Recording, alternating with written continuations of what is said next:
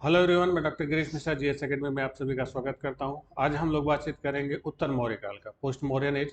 मौर्यों के बाद की जो राजनीतिक विकेंद्रीकरण की स्थिति आई कि मौर्य साम्राज्य जब टूटा तो भारत कई सारे छोटे छोटे राजनीतिक टुकड़ों में बटा, तो ढेर सारे राजनीतिक राजवंशों का उदय होता है भारत में। तो उन्हीं राजवंशों के बारे में हम लोग चर्चा करेंगे। तो शुरुआत करते हैं मौर्योत्तर युग की। पिछली वीडियो में हम लोग मौर्यों के बारे में देख रहे थे और बताया था कि मौर्यों ने एक बहुत बड़ा साम्राज्य, एक बहुत बड़ा एम्पायर इस्टेब्लिश किया था।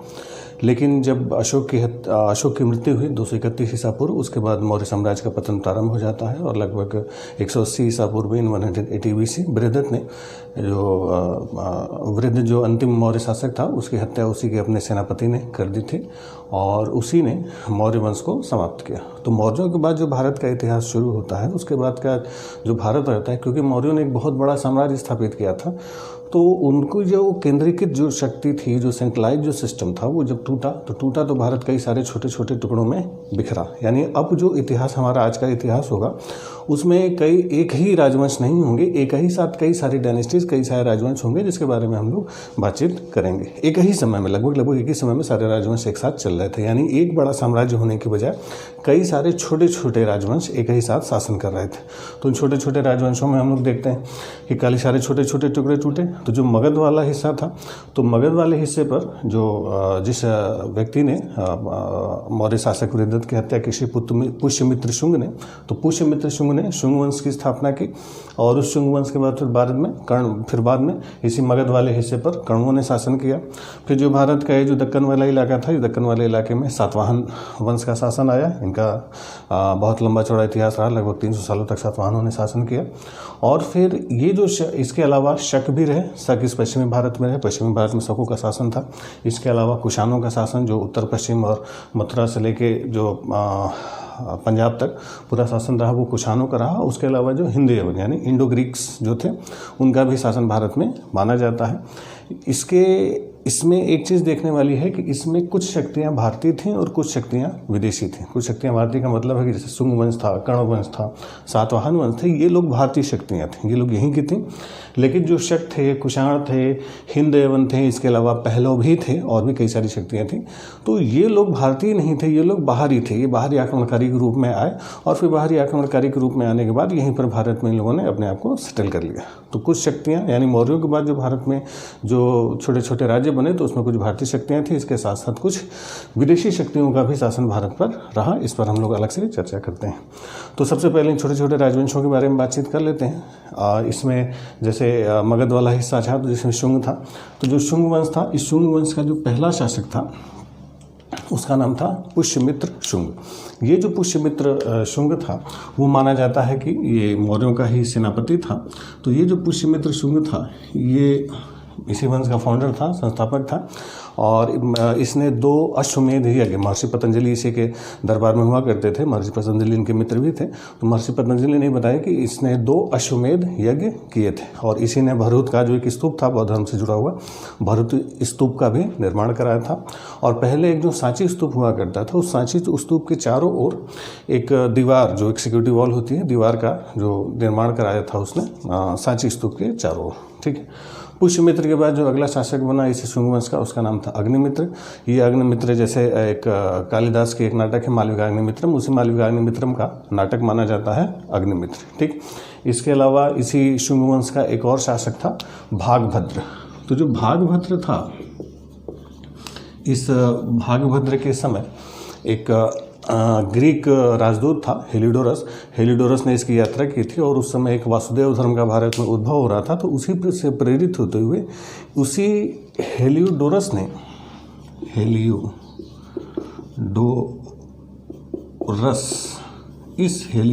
ने ये भागभद्र के दरबार की यात्रा की, उसके समय में उसके दरबार में आया था। और इसी ने वासुदेव धर्म से प्रेरित होते हुए बेसनगर में एक गरुड़ स्तंभ की स्थापना की जाती है। उसी को हेलिडोरस का बेसनगर स्तंभ भी कहा जाता है।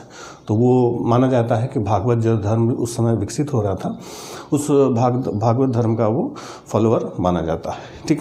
इसके अलावा इस वंश का जो अंतिम राजा था, यानी शुंग वंश का जो लास्ट किंग था, तो इस शुंग वंश का अंतिम राजा था देवभूति। ये जो देवभूति था, इस देवभूति की जो हत्या थी, जैसे शुंग वंश का प्रारंभ हुआ था वैसे शुंग वंश का अंत भी हुआ था। शुंग वंश का बताया था कि पुष्यमित्र शुंग ने मगध मौर्य राजा की हत्या की थी। उसी तरीके से देवभूति की हत्या कण्व शासक ने की थी। ठीक है, तो कण्व शासक एक मंत्री था वासुदेव ने देवभूति की हत्या कर दी। और इसके बाद शुंगों के बाद कौन सा वंश स्थापित हो गया था? कण्व वंश स्थापित हो गया। ठीक, अब ये जो कण्व वंश था, कण्व डायनेस्टी थी, इस कण्व वंश का जो संस्थापक था वो था वासुदेव। उसी वासुदेव ने किसकी हत्या की थी? जो शुंग वंश के अंतिम शासक थे देवभूति, उसकी हत्या वासुदेव ने की। वासुदेव जो था वो प्रथम शासक था कण्व वंश का, कण्व डायनेस्टी का। यानी कण्व वंश का अगर संस्थापक पूछा जाए तो वो कौन था? वासुदेव। ठीक, ये जो वासुदेव था ये इसी का, शुंगों का ही मंत्री हुआ करता था, ब्राह्मण था ये भी। इसी वंश में, इसी कण्व वंश के जो सबसे प्रतापी जो राजा, सबसे बड़े जो राजा हुआ करते थे उसका नाम था सुशर्मन। सुशर्मन ये इनका सबसे प्रतापी शासक था। इसकी हत्या सातवाहनों ने कर दी। एक सातवाहन शासक था शिमुक। तो सातवाहनों ने, यानी शिमुक ने, ठीक है, शिमुक ने किसकी हत्या की? शिमुक। ठीक है, तो शिमुक ने सुशर्मन की हत्या कर दी। सुशर्मन की हत्या करके कण्व वंश को समाप्त कर दिया। कण्व वंश बहुत ज़्यादा नहीं चला था। कण्वों का जो शासनकाल था केवल 40 साल का माना जाता है, 40 वर्ष का था। यानी इनका जो टाइम पीरियड टोटल माना जाता है 75 से 30 BC। केवल 4 शासक थे। पहला वासुदेव था, अंतिम शासक सुशर्मन। इस वंश का भी जैसे शुरुआत हुआ था वैसे इसका भी अंत हुआ।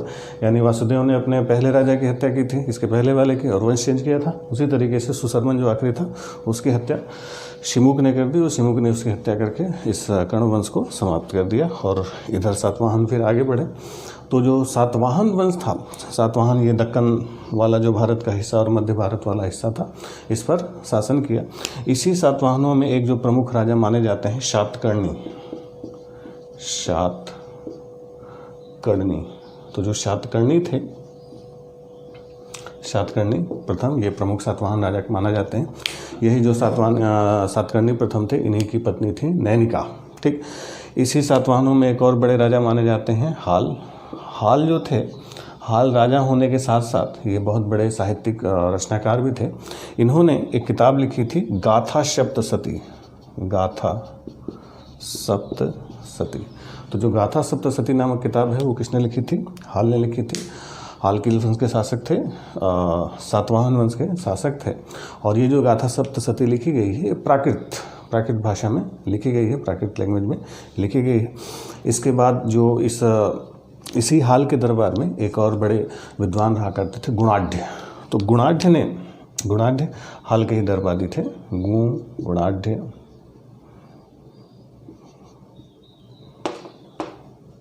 गुणाढ़ ये जो गुणाढ़ थे, इन्होंने किताब लिखी थी वृहद कथा कोश। ठीक है, तो वृहद कथा कोश ये गुणाढ़ की रचना मानी जाती है। ठीक, इसके अलावा जो सातवाहन वंश था, उस सातवाहन वंश के जो सबसे प्रतापी शासक हुए, सबसे बड़े राजा हुए, उनका नाम था गौतमीपुत्र शातकर्णी। तो गौतमीपुत्र जो शातकर्णी थे, ये किस वंश के थे? सातवाहन वंश के सबसे बड़े, आप कह सकते हैं सबसे प्रतापी राजा थे। इस गौतमीपुत्र शातकर्णी का नासिक अभिलेख, एक नासिक इंस्क्रिप्शन मिलता है। उस नासिक अभिलेख में इनके बारे में चर्चा मिलती है। इन्हीं को उस अभिलेख में एकमात्र ब्राह्मण या अद्वितीय ब्राह्मण कहा गया है। तो अगर पूछा जाए एकमात्र ब्राह्मण या द्वितीय ब्राह्मण किसको कहा गया है? गौतमीपुत्र शातकर्णी को कहा गया है। इन्हीं को प्रथम आंध्र सम्राट भी कहा जाता है। और गौतमीपुत्र शातकर्णी के जो सिक्के मिले हैं, उन सिक्कों पर नावों का चित्र अंकित है और 2 पतवार, जैसे नाव जो पतवारें चलती हैं, तो 2 पतवार वाले नाव का अंकन मिलता है किसके सिक्के से? गौतमीपुत्र शातकर्णी से।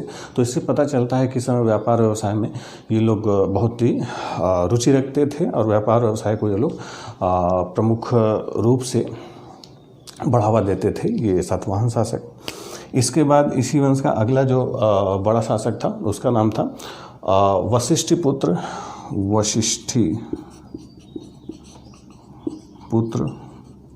पुलुमावी। वशिष्ठिपुत्र पुलुमावी। तो जो वशिष्ठिपुत्र पुलुमावी थे, इसने क्या किया था कि जो सातवाहन लोग थे, इन सातवाहनों की राजधानी उसने शिफ्ट कर दी थी पैठन में। पैठन या प्रतिष्ठान में इसने शिफ्ट कर दी थी सातवाहनों की राजधानी। इसी वशिष्ठिपुत्र पुलवामी को कहा जाता है प्रथम आंध्र सम्राट, फर्स्ट आंध्र सम्राट, प्रथम आंध्र सम्राट इसी को कहा जाता है। और इसी ने जो कि जो सातवाहन वंश था उसका, जो सातवाहनों का जो साम्राज्य था उसको सबसे बड़े क्षेत्र में विस्तारित किया था। ठीक, इसके अलावा एक और इस वंश का जो अंतिम प्रतापी शासक आप कह सकते हैं उसका नाम था यज्ञश्री।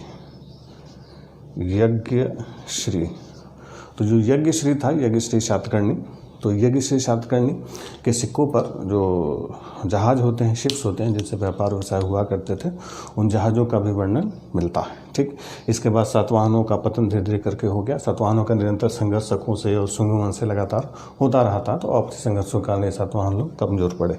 ठीक, अब इसी में जो सातवाहन वंश था, इस सातवाहन वंश की एक प्रमुख, एक जो सबसे विशेष चीज़ें हमें दिखाई पड़ती हैं कि इन सातवाहनों ने भारत में शीशे के सिक्के जारी किए थे, लेड कॉइन्स। तो ध्यान रखेंगे, अगर आपसे पूछा जाए कि भारत में शीशे के सिक्के जारी करने वाला पहला राजवंश कौन सा था, तो वो था सातवाहन वंश। सातवाहनों ने सबसे पहले भारत में शीशे के सिक्के यानी लेड कॉइन्स इशू किए।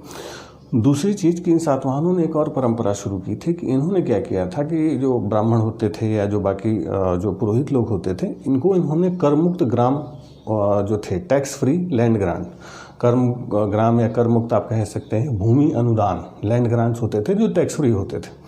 तो कई सारे ताम्रपत्र ऐसे मिलते हैं कि जिसमें सातवाहनों द्वारा कर मुक्त भूमि अनुदान देने के जो है साक्ष्य मिलते हैं। तो इन्होंने ही कर मुक्त अनुदान देने का प्रारंभ किया भारत में, और वही कर मुक्त अनुदान जो था, लैंड ग्रांट्स हुआ करते थे, जो भूदान आप कह सकते हैं, वही बीजारोपण जो सातवाहनों ने किया वही फिर गुप्त काल में धीरे धीरे बढ़ती रही, और उसी ने आगे जाके सामंतवादी व्यवस्था का एक बड़ा विकराल रूप धारण किया। तो भारत में जो सामंतवादी व्यवस्था होती थी, यानी छोटे छोटे क्षेत्रों के जो छत्रप होते थे, तो सामंतवादी व्यवस्था की नींव माना जाता है कि किसने डाली थी, सातवाहनों ने। और इसकी शुरुआत कहाँ से हुई थी, जो उन्होंने टैक्स फ्री लैंड ग्रांट दिए थे, कर मुक्त भू अनुदान दिए थे, कि जिसको भी जमीन देते थे उसका सारा कर जो था वही व्यक्ति वसूलता था, उसके सारी शासन, वहाँ का शासन, वहाँ की व्यवस्था, वहाँ का कानून, वो सब उसी व्यक्ति के हाथ में होता था। तो राजा और जो वो क्षेत्र होता था उसके बीच वो जिसको ज़मीन दी जाती थी वो आ गया। तो इसकी वजह से जो भूमिपति जो थे उनकी संख्या धीरे धीरे करके ये अनुदान बढ़ते रहे। गुप्त काल में भी उसकी वृद्धि हुई, और बाद में राजपूत काल में ये बड़े बड़े सामंतों के रूप में दिखाई देते हैं। तो सामंतवाद का जो बीजारोपण है वो किसका माना जाता है, वो किसकी देन माना जाता है, वो सातवाहनों की देन माना जाता है। एक चीज़ ध्यान रखेंगे, ये जो सातवाहन लोग थे, इनकी जो ऑफिशियल लैंग्वेज थी, इनकी जो राजकीय भाषा होती थी वो थी प्राकृत। ज़्यादातर इनके जो साहित्य या अभिलेख, या जैसे बताया कि हाल ने कहा था सप्तशती लिखी, तो ये प्राकृत भाषा में मिलते हैं। और इनके जो अभिलेख हैं, जो इंस्क्रिप्शंस हैं, उन अभिलेखों की जो लिपि है वो ब्राह्मी लिपि है। ब्राह्मी लिपि में इनके अभिलेख मिलते हैं। ठीक, चलिए, सातवाहनों के बाद फिर और एक जो राजवंश थे, हालांकि ये विदेशी राजवंश थे, इनके बारे में भी चर्चा करते हैं। तो इन विदेशियों में सबसे पहले शकों की बात कर लें, तो जो शक थे, इन्हीं शकों को सीथियन भी कहा जाता है। ये शक या जो सीथियन थे, इन्हीं शकों या सीथियन, इनका जो मूल निवास माना जाता है कि ये लोग ईरान या सीरिया के आसपास के क्षेत्रों से आए थे। और इनका जो सबसे, शकों का जो सबसे प्रमुख राजा था वो था रुद्रदामन। रुद्रदामन, तो रुद्रदामन जो था इनका सबसे प्रमुख शक राजा माना जाता है। इसका जो समय काल था 130 से 150 ईस्वी यानी एडी तक का माना जाता है। इसी के समय का एक अभिलेख मिलता है, इंस्क्रिप्शन मिलता है जूनागढ़ का। जूनागढ़ जो अभिलेख है, जूनागढ़ इंस्क्रिप्शन है, इस जूनागढ़ अभिलेख की सबसे बड़ी विशेषता ये है कि ये भारत में शुद्ध संस्कृत में लिखा गया पहला अभिलेख, यानी first inscription which wrote in Sanskrit. तो संस्कृत में लिखा गया पहला अभिलेख कौन सा है? जूनागढ़ अभिलेख है, जो किस राजा का है? रुद्रदामन का है। रुद्रदामन कौन से वंश का था? सातवाहन वंश का शासक था। और ये जो जूनागढ़ अभिलेख है, ये हालांकि इसकी जो लिपि है वो ब्राह्मी है, लेकिन जो भाषा है ये संस्कृत है। इसी में रुद्रदामन बताता है कि इसने जो जूनागढ़ में सौराष्ट्र में जो सुदर्शन झील था, उस सुदर्शन झील का उसने पुनर्निर्माण कराया था। ठीक, इसी शकों का जो अंतिम राजा था रुद्र सिंह। ठीक है, तो जो रुद्र सिंह था वो रुद्र सिंह शकों का अंतिम राजा था। उसी रुद्र सिंह तृतीय उसका नाम था। उस रुद्र सिंह तृतीय को गुप्त शासक चंद्रगुप्त विक्रमादित्य ने उसके ऊपर आक्रमण किया, शकों के ऊपर, और चंद्रगुप्त विक्रमादित्य ने शकों को पराजित कर दिया। शकों को पराजित करने के बाद शक साम्राज्य का अंत कर दिया। ठीक, चलिए इसके अलावा एक और वंश है कुषाणों का, जो कुषाण डायनेस्टी है। कुषाणों की अगर बात करें तो कुषाण भी भारतीय शासक नहीं थे, ये लोग बाहर से आए थे। ये लोग इनका जो मूल नाम था यूची नाम से कुषाणों को जाना जाता है, यूची। ठीक, और ये बेसिकली चीन के आसपास जो चीनी तुर्किस्तान वाला क्षेत्र था उधर से ये लोग आए थे। इन्होंने उज्जैन या पुरुषपुर जो था, पुरुषपुर में इन्होंने जो पेशावर जिसको आज के समय में कहा जाता है, उसे पेशावर को अपनी राजधानी बनाई, अपना केंद्र बनाया, और इनकी जो दूसरी राजधानी थी वो उज्जैन बाद में बनी। इसी वंश का, इसी कुषाणों में एक प्रमुख शासक थे कुजुल कडफिसस। ये जो कुजुल कडफिसस था, माना जाता है कि उसने तांबे के सिक्के बहुत भारी मात्रा में चलाए। इसी कुषाणों में, कुषाण राजवंश में एक बड़ा शासक हुआ करता था विम कडफिसस।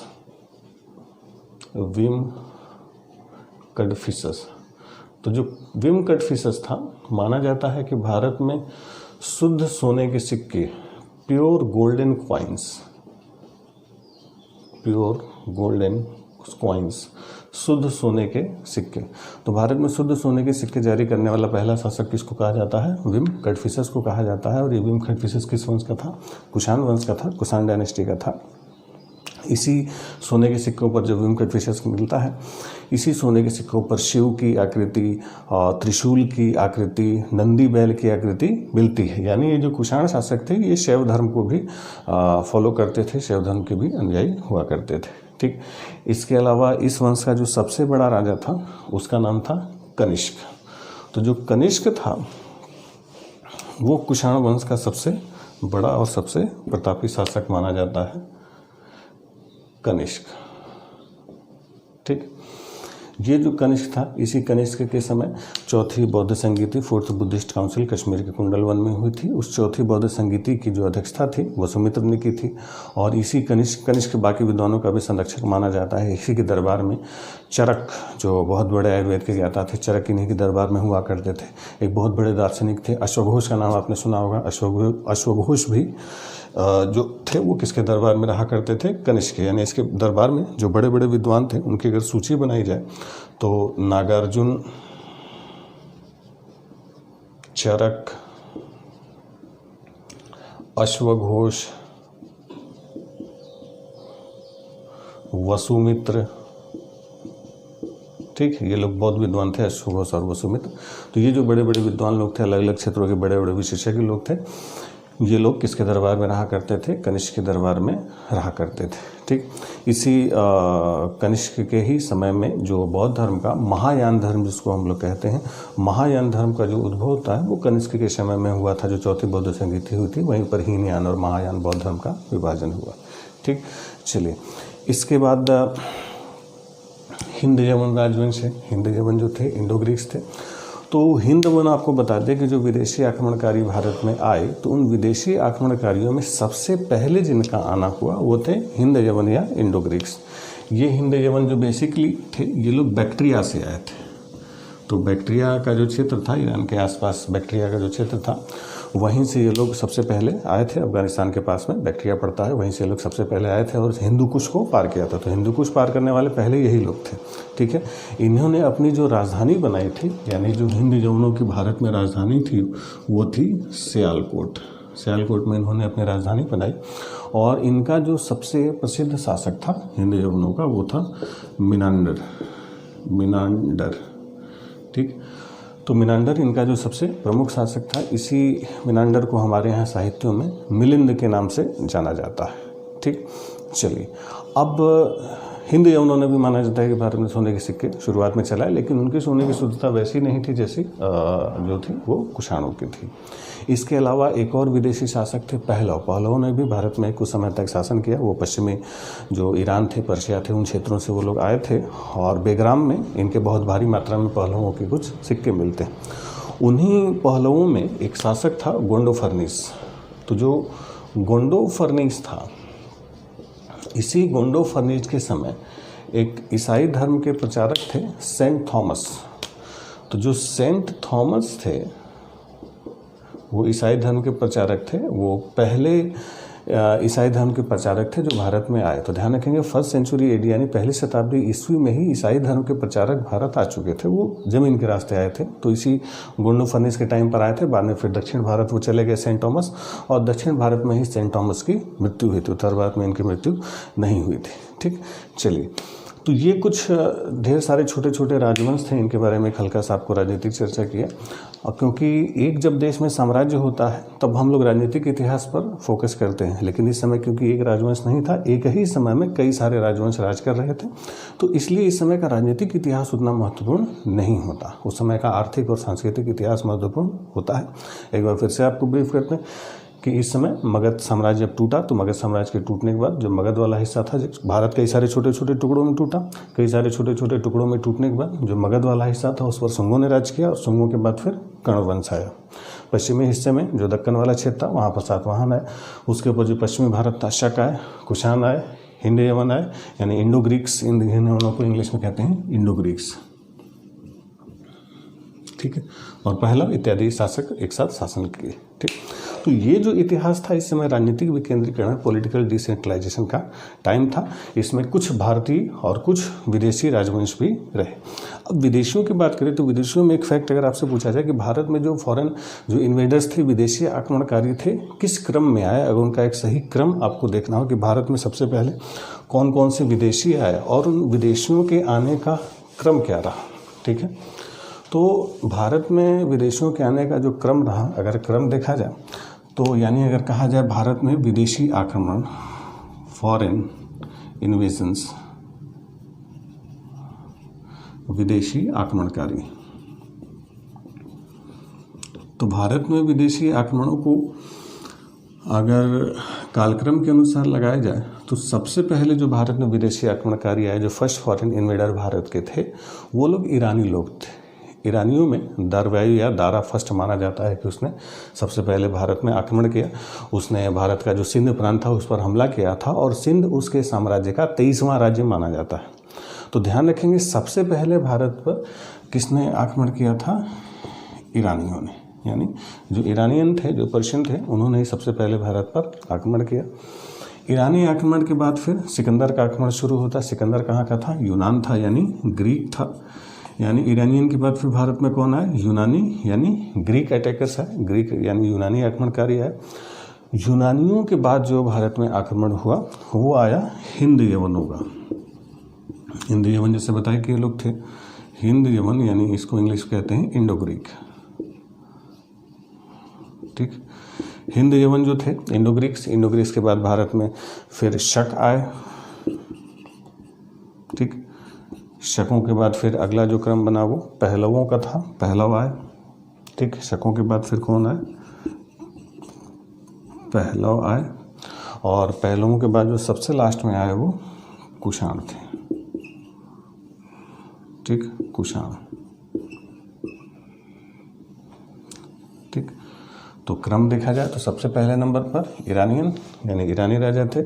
दूसरे नंबर पर यानी ईरानियों सबसे पहले भारत में आक्रमण किया, उसके बाद यूनानियों में सिकंदर जो अलेक्जेंडर, और ईरानियों में दारा का आक्रमण। फिर तीसरे नंबर पर हिंद यवन थे, इंडो ग्रीक्स थे। चौथे नंबर पर शक आए, पाँचवें नंबर पर पहलव आए, और छठे नंबर पर आए कुषाण। ठीक, तो इन विदेशी आक्रमणकारियों का भारत से संपर्क हुआ, और संपर्क होने की वजह से एक जो भारत में कल्चर था, जो संस्कृति थी, एक मिक्स कल्चर का विकास होना शुरू हुआ। मिक्स कल्चर का डेवलपमेंट होने का मतलब है कि इनका इम्पैक्ट भारत पर बहुत ज़्यादा पड़ा। अब इम्पैक्ट क्या पड़ा? जैसे आपको बताया कि सिकंदर ने भारत पर आक्रमण किया, और उसी के साथ फिर दरवाजे खुले और बहुत सारे विदेशी आना शुरू हो गए। तो इन बाहरी आक्रमणकारियों का भारत के ऊपर क्या असर रहा, इसको हम लोग बहुत विस्तार से देखेंगे।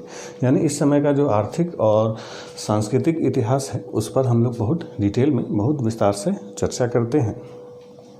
ठीक, तो इसको चाहे तो आप इसको एक बार देख सकते हैं, इसका स्क्रीनशॉट चाहे तो इस क्रम में आप ले सकते हैं। ठीक, चलिए अब हम लोग बात करते हैं कि भारत में ये जो विदेशी आए और जो हमारे देशी शासक रहे, इनका जब एक साथ इनका रहना हुआ, आपसी संघर्ष हुआ, तो जो उस समय का जो कल्चर था वो कैसे डेवलप हुआ, कैसे वो सभ्यता संस्कृति का विकास, एक मिक्सर कैसे हुआ, यानी इन विदेशी आक्रमणकारियों का क्या असर रहा। तो इस मौर्योत्तर काल में हम लोग इसका जो असर देखते हैं कि जैसे जब सिकंदर भारत आया तो सिकंदर के हमले का आपको बताया था, क्योंकि बहुत राजनीतिक असर नहीं था, आर्थिक और सांस्कृतिक असर ज़्यादा था। आर्थिक और सांस्कृतिक असर होने का मतलब है कि जब सिकंदर की सेना भारत पहुंची तो इन्होंने जब ये लोग भारत आए, यूनानी लोग यानी यूरोपीय लोग यानी बाहरी लोग जब भारत आए तो इन्हें भारत में बहुत सारी चीज़ें अच्छी मिली, बहुत सारी चीज़ें ऐसी मिली जिनका इस्तेमाल ये लोग पहले नहीं करते थे या नहीं जानते थे। जैसे पहली बार इन लोगों ने हाथी देखे, हाथी जैसा बड़ा जानवर देखा, तो हाथी और हाथीदांत से बनी हुई जो कलाकृतियाँ थी वो इन्हें बड़ी पसंद आई। यहाँ पर मलमल के कपड़े अच्छे, यहाँ से सिल्क के कपड़े का व्यवस्था इनको अच्छे से मिला, अच्छे सूती कपड़ों को उन्होंने अच्छी क्वालिटी की सूती कपड़े इन्हें दिखाई पड़े भारत में। और जो सबसे खास बात दिखाई दी यहाँ के मसाले, स्पाइसेस। तो जो मसाले होते थे, मसालों का इस्तेमाल इस सिकंदर के लोगों ने यहाँ पर देखा, उसका इस्तेमाल किया। तो जब मसालों का इस्तेमाल इन्होंने करना सीखा तो उस मसालों के इस्तेमाल ने इनके जीवन में बहुत ज़्यादा अपनी भूमिका को बढ़ाया। भूमिका को बढ़ाने का मतलब है कि जब इन्होंने मसाला खाना शुरू किया, मसाले का इस्तेमाल करना शुरू किया, क्योंकि यूनान से वो लोग आए थे, वो बहुत ठंडा देश था, मांस वांस लोग बहुत ज़्यादा खाते थे। तो जब मसाले का इस्तेमाल करना शुरू किया तो उससे क्या हुआ कि जब मांस में मसाला वसाला लपेट के रख देते थे तो मांस थोड़ा लंबे समय तक चल जाता था और उसका टेस्ट भी बढ़ता था। और सबसे बड़ी बात, जो मसाले होते थे बहुत गर्म होते, जैसे हमारे गरम मसाला होता है ना, गरम मसाला ज़्यादा का लेवल गर्मी आ जाती है, पसीना छूट जाता है। तो इनके गर्म मसालों से उनके शरीर में थोड़ी सी गर्मी आती थी, थोड़ी एनर्जी आती थी। तो ठंडे देशों से आते थे तो उसका बहुत ज़्यादा इनको लाभ हुआ कि उससे एक तो शरीर में गर्मी आएगी, मांस थोड़ा लंबे समय तक चलेगा और खाने का स्वाद भी बढ़ा रहेगा। तो भारतीय मसालों की डिमांड, भारतीय हाथीदांत से बने हुए कलाकृतियों की डिमांड, यहाँ के अच्छे किस्म के जो कपड़े होते थे उनकी डिमांड यूरोपीय देशों में हुई। तो जब यहाँ से सिपाही वापस गए तो वो लोग लेके गए। तो जब वहाँ के लोगों ने उन चीज़ों का इस्तेमाल किया तो उन्हें बड़ी पसंद आई। फिर उन्होंने कुछ लोग व्यापारियों को भारत भेजा, फिर वहाँ से वो लोग चीज़ें आए खरीद के लेके गए, फिर आए फिर चीज़ें खरीद के लेके गए। तो धीरे धीरे एक व्यापारिक संबंध जो था वो ट्रेड रिलेशन इन यूरोपीय देशों के साथ भारत का शुरू हो गया, इन विदेशों के साथ शुरू हो गया। ट्रेड रिलेशन, व्यापार लेन देन इन लोगों ने प्रारंभ कर दिया। तो जब व्यापारिक लेन देन इन लोगों ने प्रारंभ किया, धीरे धीरे करके समय बीतता गया और जब 1st सेंचुरी BC का टाइम आया, 1st सेंचुरी BC यानी प्रथम शताब्दी ईसा पूर्व, तो जो प्रथम शताब्दी ईसा पूर्व का काल आया 1st सेंचुरी BC, तो इस समय तक आते आते इनका जो भारत से रेगुलर जो बिल्कुल था, नियमित रूप से व्यापार स्थापित हो चुका था, नियमित रूप से लेन देन चलता था।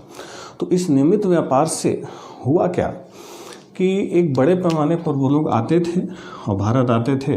यहाँ से पता चला कि मसाला खरीद के ले गए, यहाँ से पता चला कि हाथी दांत की बनी हुई चीज़ें खरीद के लेके जा रहे हैं यहाँ, और यहाँ से अच्छे किस्म के कपड़े खरीद के लेके जाते थे।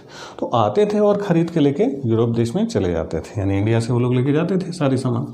तो उस समय जो खरीदते थे वो लोग, जो लेन देन करते थे, तो वो बुलियंस में लेन देन करते थे। बुलियन का मतलब जो मेटल की वैल्यू होती है, धातु मूल्य, तो सोने के टुकड़ों में लोग लेन देन करते थे। तो हमें सोने का टुकड़ा देते थे, उसके बदले में इलायची ले गए, मसाला ले गए, कपड़े ले गए, हाथी दांत की चीज़ें ले गए, वो खरीद के लेके जाते थे। यानी देते थे वो हमें सोना और ले जाते थे क्या, कच्चा माल यानी रॉ मटेरियल। अब लौंग, इलायची, कपास, मसाला पेड़ पर उगता है, 2-4 पेड़ ज़्यादा लगा दीजिए, थोड़ा ज़्यादा हो जाएगा, लेकिन सोना पेड़ पर नहीं उगता। सोना किसी भी देश की अर्थव्यवस्था का एक मजबूत आधार होती है, ठीक। तो इस समय ये हमें दे रहे थे क्या, सोना, और ले जा रहे थे कच्चा माल यानी रॉ मटेरियल। तो इस वजह से जो बैलेंस ऑफ पेमेंट था, भुगतान संतुलन था, वो पूरी तरीके से भारत के पक्ष में, भारत के फेवर में आया। तो इनसे बहुत भारी मात्रा में चीज़ें, सोना आ रहा था और जा रहा था क्या, कच्चा माल।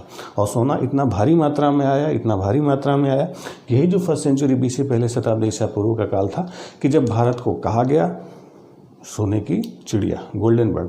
तो जो भारत सोने की चिड़िया बना वो कब बना, 1st सेंचुरी BC में। और ये हमारे यहाँ का सोना नहीं था, सब कहाँ का सोना था, यूरोप का सोना था जो बह के आ रहा था। और वो लोग खुद लेके आते थे, यहाँ से कच्चा माल लेके जाते थे और सोना लेके चले जाते थे। तो इससे भारत को जो व्यापारिक रूप से जो भारत को बहुत ज़्यादा लाभ हुआ। खुद उस समय के जो यूरोपीय इतिहासकार थे, प्लिनी, वो बाकायदा रोता है कि हम लोग कैसे अपने उपभोग की चीज़ें भारत से ले आते हैं और हमारा सारा सोना बह के भारत चला जाता है। वहाँ के इतिहासकारों ने भी इस बात की बिल्कुल व्याख्या की है, ठीक। तो इससे यानी इनके आने से यानी इनको भारत से बहुत सारी चीज़ें मिली और भारत को आर्थिक रूप से बहुत ज़्यादा लाभ हुआ। आर्थिक लाभ होने के साथ साथ इनसे भारत में, यानी अगर इन्होंने भारत से कुछ चीज़ें ली तो भारत ने भी इनसे बहुत सारी चीज़ें अडॉप्ट की। भारत में भी बहुत सारी चीज़ें आई। क्या क्या चीज़ें आई उन पर एक हल्की से चर्चा करते हैं कि यूनानियों का असर भारत में कैसे हुआ, किन किन क्षेत्रों में असर हुआ। तो असर इनका बहुत व्यापक हुआ। व्यापक असर होने का मतलब है कि जब ये लोग आए, इनसे कल्चर में जब मिक्सअप हुआ तो बहुत सारी चीज़ें हमने भी इनसे सीखी। मतलब है कि जैसे आपको बताया था कि जब सिकंदर ने भारत पर हमला किया तो उस समय जूता चप्पल पहनने का कॉन्सेप्ट हमारे यहाँ नहीं था। तो जो हमें जूता पहनाया, चमड़े का जो जूता होता है जिसको बूट बोलते हैं, तो बूट वगैरह का जो कंसेप्ट था वो हमारे यहाँ कहाँ से आया? यूनान से आया। वही ग्रीक लोग, यूनानी लोग भारत में लेके आए जूता। तो वहीं जब जूता पहनना हमने शुरू किया, वहीं के बाद से हमारे यहाँ जूता पहनना शुरू किया। और जब हमने जूता पहनना शुरू किया तो पेड़ों पर चढ़ने की परंपरा विलुप्त हो गई। अगर आप बचपन से ही जूता पहने तो पेड़ों पर चढ़ना आपके लिए संभव नहीं होगा, ठीक है। तो पहले भारत में लोग पेड़ों पर खूब चढ़ते थे, लेकिन अब थोड़ा कम चढ़ पाते क्योंकि जूता पहले से पहनते। तो हमें जो बूट पहनने का जो कॉन्सेप्ट था वो सब यही यूनानियों ने ही हमें सिखाया था, ठीक। इसके अलावा और भी बहुत सारी चीज़ें, इनके जो सिपाही होते थे वो हेलमेट लगाते थे। भारत में पहले पगड़ी बांधते थे, लेकिन जो लोहे वाला हेलमेट या मुकुट टाइप की जो व्यवस्था होती है, बाद में हमारे शासकों ने और सिपाहियों ने हेलमेट जो लगाना शुरू किया अपने सर पर, वो भी ग्रीको रोमन इम्पैक्ट से ही आया। पहले हमारे यहाँ सिपाही लोग धोती वोती पहन के लड़ा करते थे। बाद में फिर जो पैजामे का जो कॉन्सेप्ट होता है, वो पैजामे का कॉन्सेप्ट भी, जो एक चौड़ा सा पैजामा होता है, उसका कॉन्सेप्ट भी यूनानी लोग लेके आए थे। पहले हमारे शासक क्या होते थे, धोती वोती लपेट के घुमा करते थे। तो कंधे से लेकर घुटने तक एक जो बड़ा वाला ओवरकोट होता है, तो उस ओवरकोट का कॉन्सेप्ट भी ये यूनानी ही भारत में लेके आया था। उन्हीं के प्रभाव से भारत में ओवरकोट का भी प्रचलन शुरू हुआ। एक जो कुर्ती होती है शॉर्ट टाइप की, ट्यूनिक जिसको बोलते हैं, तो जो कुर्ती वगैरह था, इसका भी इस्तेमाल उन्हीं यूरोपियों यानी ग्रीको रोमन से आना शुरू हुआ। इन्हीं रोमन इम्पैक्ट से भारत में जैसे जो प्राचीन काल के राजा होते थे वो उपाधियां नहीं लेते थे, लेकिन जो रोमन शासक होते थे वो बड़ी बड़ी टाइटल्स, उपाधियां लेते थे। तो भारत में राजाओं ने जो उपाधि लेनी शुरू की, जो टाइटल्स लेने शुरू किए, वो ग्रीको रोमन इम्पैक्ट से आया। उसके बाद के शासकों ने बड़ी बड़ी उपाधियां, बड़ी बड़ी टाइटल्स लेनी शुरू कर दी। जैसे हम लोग जब मौर्य काल देखते हैं, यानी इसके पहले का काल, तो उसमें चंद्रगुप्त मौर्य, अशोक के समय बड़ी बड़ी उपाधि नहीं मिलेगी। लेकिन जब हम गुप्त काल देखते हैं तो उसमें परम भट्टारक, महाराजाधिराज, श्री श्री 1008, चंद्रगुप्त विक्रमादित्य महाराज, तो इस तरीके की जो बड़ी बड़ी टाइटल्स आई वो सब इसी ग्रीको रोमन इम्पैक्ट से आना शुरू हुआ, ठीक। तो इनका असर, इनका जो इम्पैक्ट था वो बहुत ज़्यादा था। इसके अलावा भारत में और भी कई सारी चीज़ें डेवलप होती हैं। इन्हीं के समय से भारत में एक जो मूर्ति बनाने की जो कला थी उसका भी विकास होता है। तो उस समय दो कलाओं का विकास हुआ। एक थी गांधार कला, गांधारा आर्ट, और दूसरे थी मथुरा कला, मथुरा आर्ट।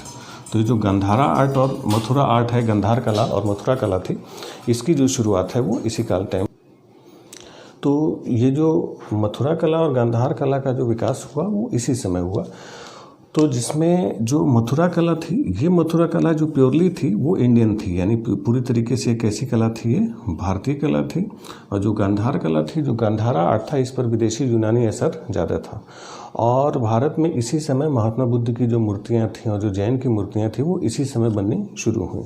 तो ध्यान रखेंगे, पहली जो महात्मा बुद्ध की जो मूर्ति बनी वो मथुरा काल में, मथुरा कला में यानी मथुरा आर्ट में बनी थी। तो जो मथुरा कला थी वो बिल्कुल सॉफ्ट थी। प्योरली इंडियन का मतलब है कि इसमें बुद्ध को की जो मूर्तियाँ बनाई गई हैं, उनके जो आइडल्स या स्टेचूज बनाए गए हैं, वो बिल्कुल नॉर्मल और आध्यात्मिक बना है, स्पिरिचुअल बना है। यानी पतली नासिका होगी, बिल्कुल मानव की तरह तिरछी भौहें होंगी, सॉफ्ट हाथ होते थे, चेहरे पर एक तेज होता था। लेकिन जो गांधार कला है, गांधार कला में पूरे यूनानी तरीके से बुद्ध की मूर्तियां बनाई हैं। बुद्ध को बिल्कुल बलशाली शस्त्रों, बिल्कुल बाइसेप ट्राइसेप निकाले हुए, बिल्कुल लंबे चौड़े हट्टे कटे, चौड़ा कंधा और चौड़ी छाती और चौड़ा माथा और लंबी सी नाक और घुंघराले बाल। तो इसमें जो था वो बुद्ध को एकदम बिल्कुल योद्धा टाइप से दिखाया गया, जैसे लड़ाकू योद्धा होते हैं उन टाइप से दिखाया गया। तो गांधारा आर्ट थोड़ा सा सेलिब्रिटी पत्थर का ये लोग बनाते थे और थोड़ा आर्टिफिशियल लगता है कि बुद्ध में एक योद्धा को दिखाया गया है, वैसे एक मजबूत कदकाठी। जबकि जो मथुरा कला है ये बिल्कुल सॉफ्ट है, बिल्कुल सौम्य थी। और इसमें जो बुद्ध हैं उनमें अध्यात्म जो था, जो स्पिरिचुअल जो फीलिंग आती है वो बुद्ध को देख के आती है। तो बुद्ध की जो सबसे अच्छी मूर्तियाँ बनी हैं वो सब मथुरा कला में बनी। तो इस समय भारत में जो स्टेचूज थे, जो मूर्ति कला थे, उसका भी बहुत ज़्यादा विकास हुआ, इसी यूरोपीय असर से हुआ, जिसमें गांधार कला हम लोग प्रमुख रूप से देखते हैं। इन यूनानियों के या यूरोपियों के या बाहरियों के असर से भारत में और भी कई सारी छोटी बड़ी चीज़ें शुरू हुई। सप्ताह के 7 दिन, 7 days इन अ वीक का कॉन्सेप्ट भारत में अभी शुरू होता है। इसके पहले सप्ताह के 7 दिनों का कॉन्सेप्ट नहीं था। जो संडे मंडे वाला देखते हैं ना, ये इसी 1st century BC में ही प्रारंभ हुआ था भारत में, ठीक। इसी समय से भारत में जो ज्योतिष शास्त्र है, ज्योतिष शास्त्र का भी विकास हुआ। तो ज्योतिष शास्त्र जो पहले हुआ करता था, तो ज्योतिष शास्त्र में जो गणनाएं होती थी उस पर कैलकुलेशन बहुत ज़्यादा नहीं होती। लेकिन जो ज्योतिष में आप देखते हैं ना, जो ज्योतिष होते हैं एस्ट्रोलॉजर, जो गुणा भाग बहुत ज़्यादा करते हैं, उसमें नंबरिंग होती है। तो जो ज्योतिष शास्त्र है उसमें कैलकुलेशन बहुत ज़्यादा ऐड किया गया। तो ज्योतिष में जो कैलकुलेशन यानी जो गणनाएँ आई वो सब इसी ग्रीको रोमन इम्पैक्ट से आई है। ज्योतिष के जो 5 सिद्धांत होते हैं, पंच सिद्धांत का जो वारामिहिर ने लिखी, उसमें चौथा सिद्धांत रोमक था और 5वां पोलिस था। तो माना जाता है कि हमारे यहाँ जो ज्योतिष शास्त्र था वो इन रोमनों का ऋणी था, इनका जो ऋणी था, क्योंकि वहाँ से जब कैलकुलेशन इन लोगों ने सीखा तो ज्योतिष की जो भविष्यवाणियाँ थी वो और ज़्यादा सटीक होनी शुरू हुई और ज़्यादा एग्जैक्ट होने लगी। तो भारत में जो रोमन गणनाओं पर आधारित ज्योतिष शास्त्र का विकास हुआ वो इसी काल में होना शुरू हुआ था। ठीक, इस काल में और भी कई सारी चीज़ें, छोटी बड़ी चीज़ें इनको जो दिखाई पड़ती थी वो सब भारत में आनी शुरू हुई थी। इसी समय जो हमारा भारत है तो इन्हीं ग्रीको रोमन इम्पैक्ट से भारत में, जैसे आप देखेंगे कि जो मंच होते थे, पहले स्टेज वगैरह होते थे, तो आप देखेंगे मंच पर नाटक खेलते हैं, रामलीला वगैरह होती है, तो आप देखते हैं कि मंच पर एक पर्दा गिरता है और पर्दा हटता है। तो ये जो पहले हमारे जो नाटक खेले जाते थे वो खुले मंचों पर खेले जाते थे।